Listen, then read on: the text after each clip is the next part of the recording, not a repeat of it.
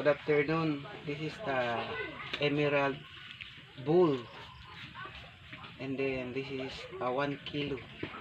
1 kilo and very clear, as you can see. And then look at having green, blue or sapphire, and then red color.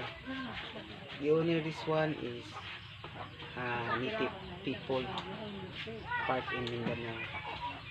And then the reflection is, look at, very clear and very shiny. So having small pieces of crack, because some people need it broken, but he cannot broke. They are not know how the value is this. And this is the color blue, and the color as you can see, look at, very clear and wow, so very precious.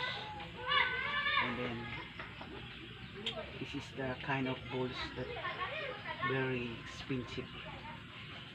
So if you can have it, if you can you have it, and then just follow my YouTube channel. Thank you.